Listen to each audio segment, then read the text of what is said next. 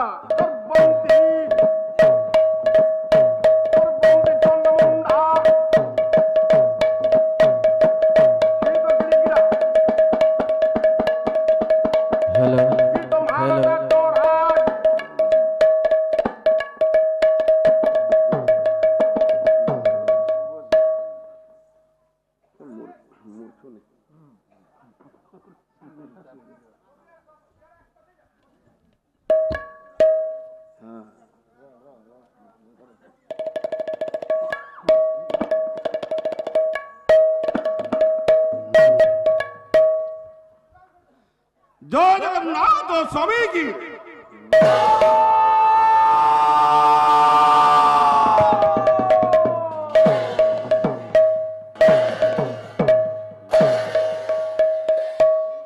जकुंदो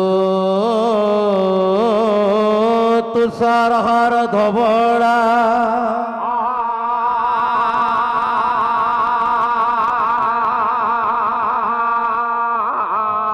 श्वेत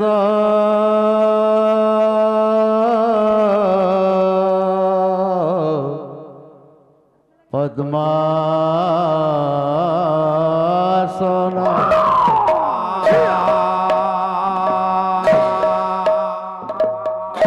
जबिना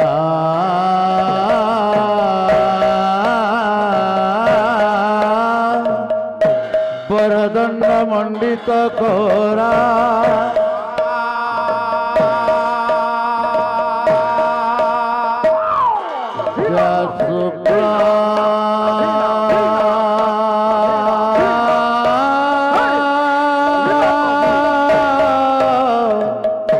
वस्रा ल्योता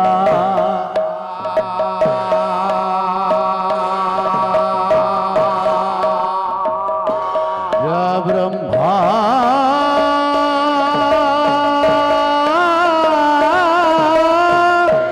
च्युत शंकर प्रभु तुम्हें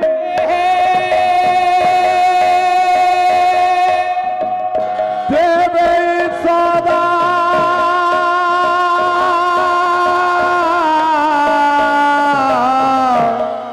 बंदे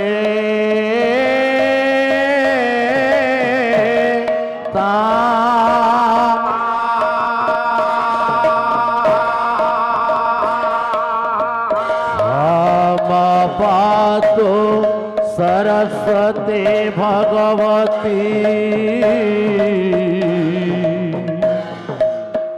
निशेषा जड्या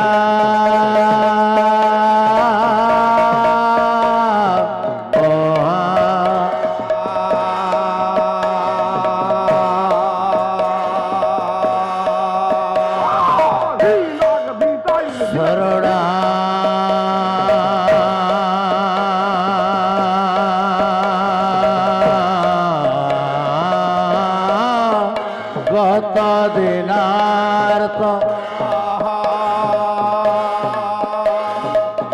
परित्राणा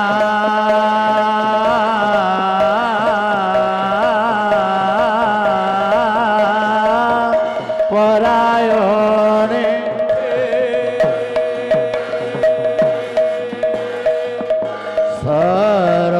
সর্বশক্তি হরে দেবী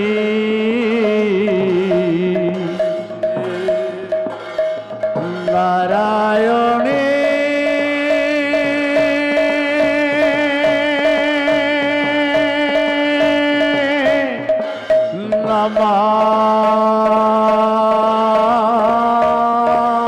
নমস্তুতে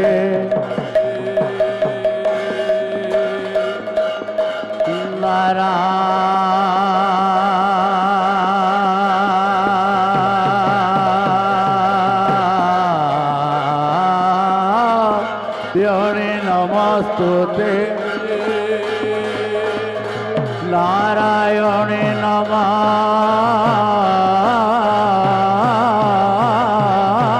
নমস্তুতে নারায়ণে নমস্তুতে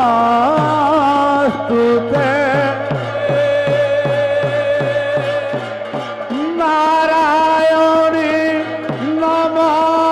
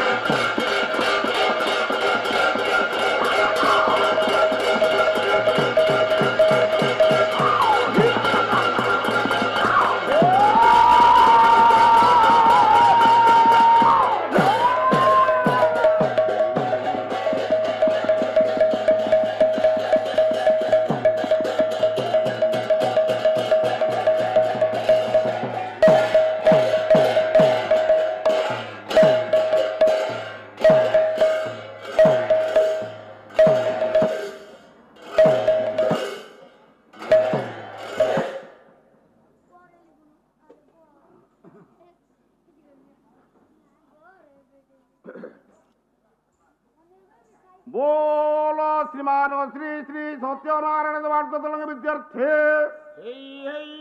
सर्वे बोल हरंदे गवार हरि हरि बोला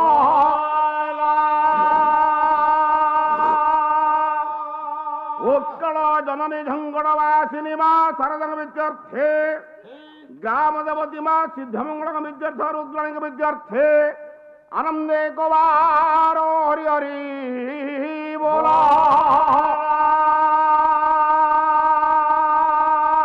अनुष्ठान सक्रिय कर्मकर्ता बंधु मानकर ए ग्राम समस्त बल प्रथमता आगंतुक साहित्य प्रेमी दर्शक दर्शिका मानकर नारायण मनोविष्ट पुनः करंतु बोल आनंदे गवार हरि हरि बोला हरि हरि बोलो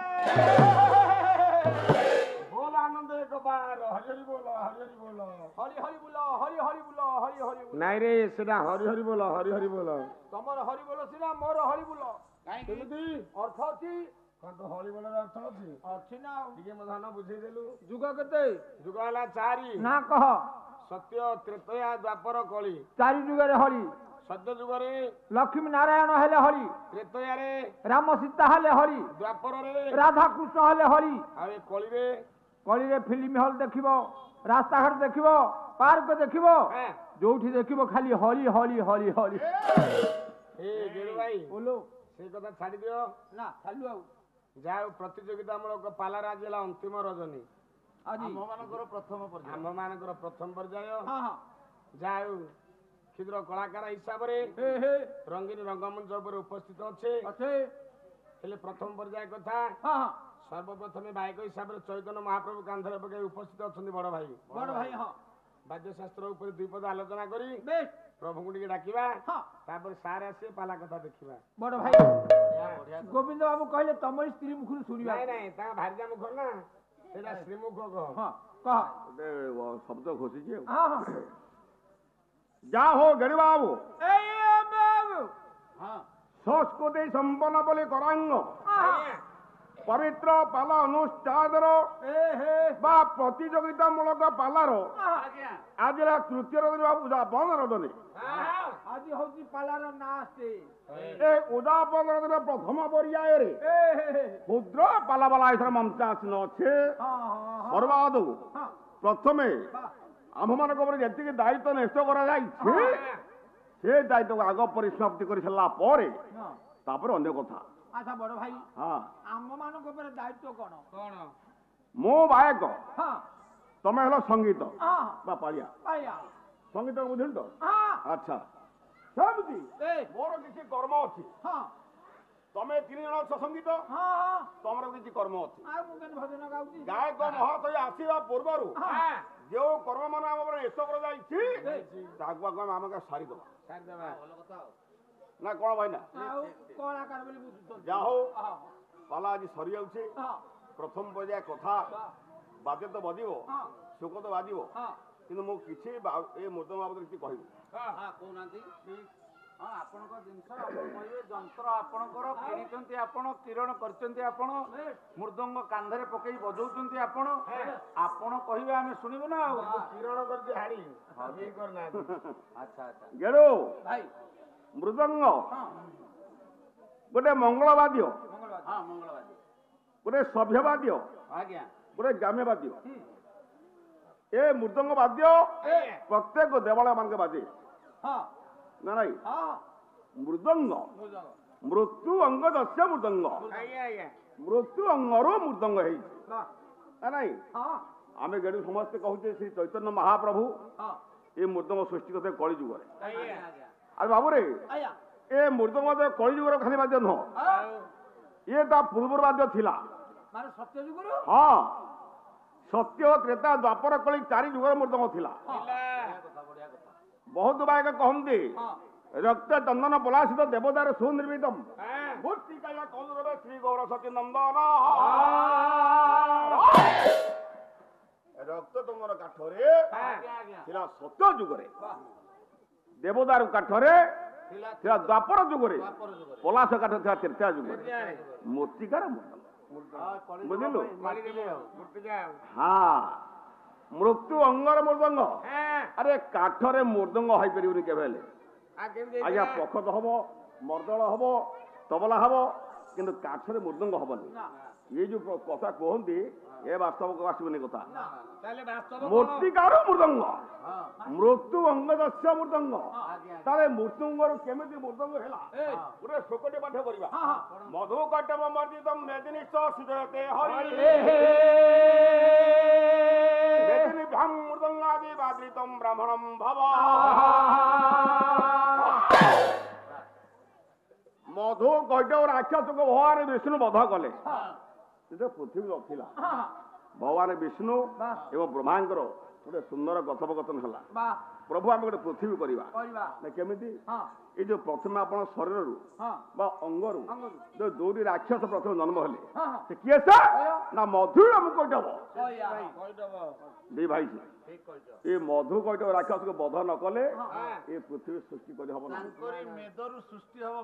हाँ मधु कैटव मर्दितम मेदिनी सुजत हरि मेदिनी भ्रम मृदंगादि बाद्रितम ब्राह्मणम भव मधु कैटव राक्षस को बध करी आज्ञा तारी मेदर मेदिनी मेदिनी वेद वेदांत मर्दन मूर्तिकार रस सप्तविंश फलयुक्त हंति खलसुरजित वेद को मर्दन करी केते उपकरण संग्रह करी भगवान ब्रह्मा सेठो वाद्य सृष्टि हेला नहीं ब्रह्मांकर सृष्टि वाद्य ब्रह्मा ने उद्भावक चैतन्य आविष्कार से कौन बुझुती समय लगे अच्छा गेडू भाई ये मृदंग वाद्य आज्ञा गोटे कथा कहबी आम तो कलिजुर मानव सब जुग मनुष्य थिले मृदंग थिला नाम होउथिला कीर्तन होउथिला ना नहीं प्रभु नाम भजन कीर्तन करथिले किंतु मु गोटे कथा कहबी ए जो प्रथमे ब्रह्मा को सृष्टि पर ये मृदंग को प्रथम बजे किए आज्ञा 4 जुग 4टा ना अच्छे मृदंग कहती बायक सत्य अश्राश्चर्य तृतीय मानवी दस्था गोपरे गोप कन्या कहे कलह मृदंग से अप्सरा था सत्य जुगरे त्रेता जुग था जड़े मानवी गोपरे द्वापर गोप कन्या कहे कलह मृदंग मृदंगर स्वतंत्र ना अच्छी कौन कहले भाई हाँ 4 जुगरे प्रथमे मृदंग बजे केसे एवं से मृदंगर ना थिला कौन सत्य मोर दर नामम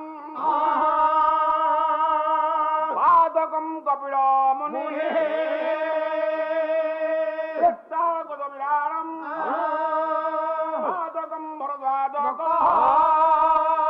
तापरे प्रणवानस्य वादकम भरत मुनि विश्वनाशयम वादकम चैतन्य देव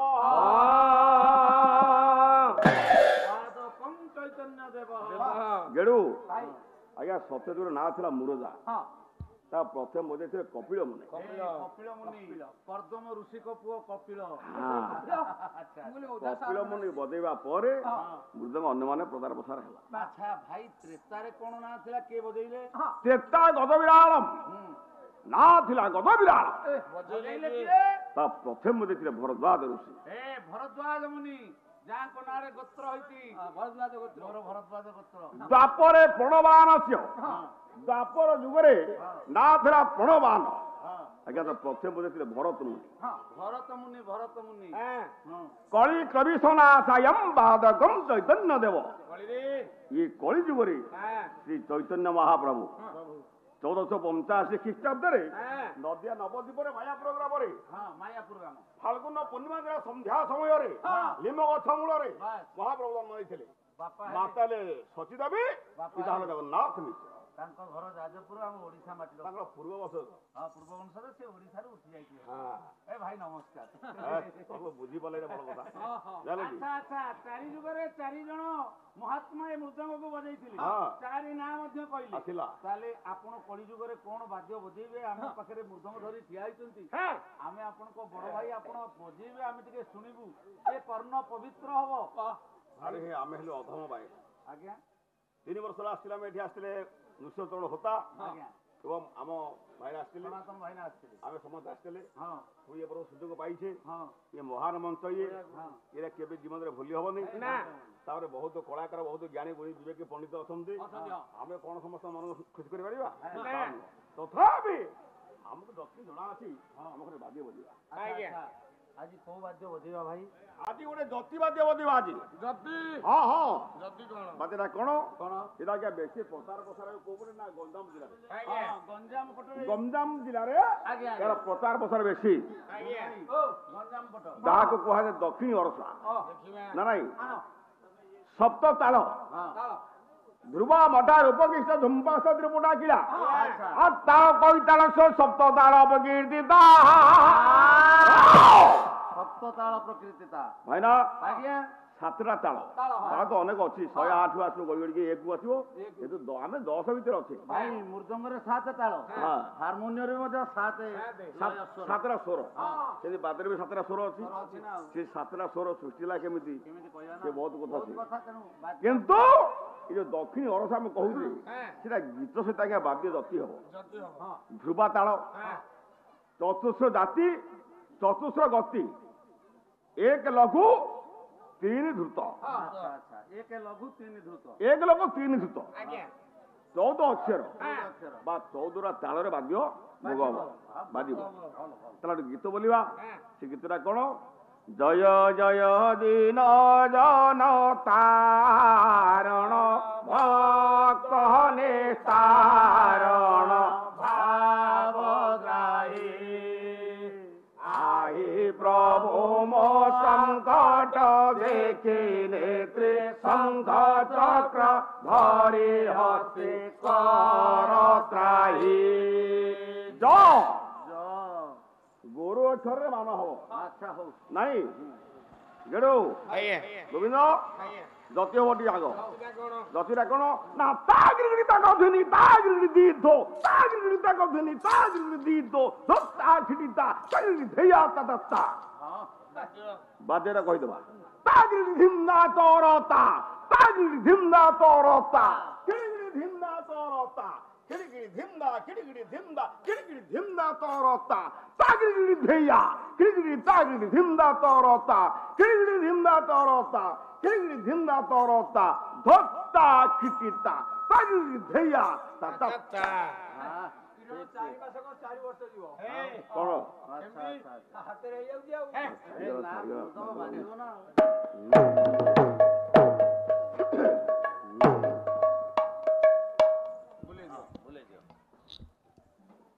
ଜୟ ଜୟ ଦିନ ଜନ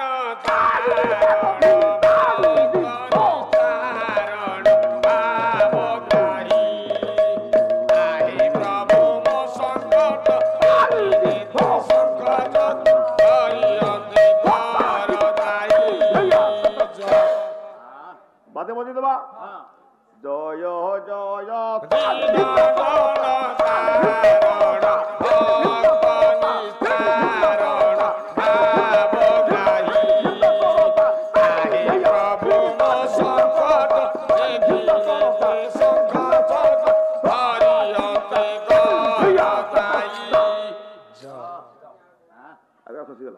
ଯାହା ହଉ ଏ ଧ୍ରୁବ ତାଳ ଚତୁର୍ଥ ଜାତି ଆମର ଜାତି ଯୋଉ ବ୍ରାହ୍ମଣ ବୈଶ୍ୟ କ୍ଷତ୍ରିୟ ଶୂଦ୍ର ସେମିତି ବାଦ ଚତୁର୍ଥ ତିସ୍ର ମିଶ୍ର ଖଣ୍ଡ ସଂକୀର୍ଣ୍ଣ ଆଗ ପାଞ୍ଚ ଜଣ ନେଲେ ବ୍ରାହ୍ମଣ ନେଲେ ଚତୁର୍ଥ ଜାତିକି କ୍ଷତ୍ରିୟ ନେଲେ ତିସ୍ର ବସ ନେଲେ ମିଶ୍ର ଖଣ୍ଡ ନେଲେ ଶୂଦ୍ର ମତେ ପଚାରିଥିଲେ ଏ ସଂକୀର୍ଣ୍ଣ ନେଲା କିଏ ସେ ଉତ୍ତର ପାଇନ୍ତି ସେ ଭାବୁଥିବେ ନା ଠିକ ରେ ଯାହା ହଉ ଏ ବାଦ୍ୟର ସଙ୍ଗୀତର ନୃତ୍ୟର ସ୍ରଷ୍ଟାର ଭଗବାନ ଶିବ ବ୍ରହ୍ମା ବିଷ୍ଣୁ ମହେଶ୍ୱର ଏ ତିନି ଠାକୁର ଇଏ ସ୍ରଷ୍ଟା ଆଜି ଏ ଉପସ୍ଥିତ ଜନତା ମାନଙ୍କର ମଙ୍ଗଳ କାମନା କରିବେ ବେଶ ବେଶ ଆଉ ଆମେ କଣ ଦେଇପାରିବା ପାଲା ନାଇଁ ବାଦ୍ୟ ସରିଲା ପ୍ରଭୁଙ୍କର ନାମ ମହୋଦୟ ଟିକେ କରିବା ତାପରେ ଗାୟକ ଭାଷା ଆସିବେ।